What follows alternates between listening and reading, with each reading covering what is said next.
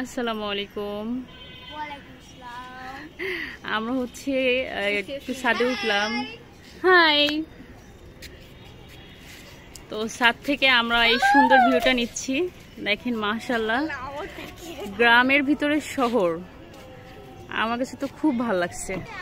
এটা হচ্ছে বড়ই গাছ না? বড়ই সিজন কবে?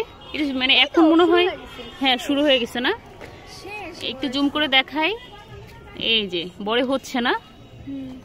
বাহ মাশাআল্লাহ, সুন্দর। খুব ভালো আম, তাই না? আমরা একটু জুম করে দেখাই। হ্যাঁ আম দেখাবো। এই যে সুন্দর।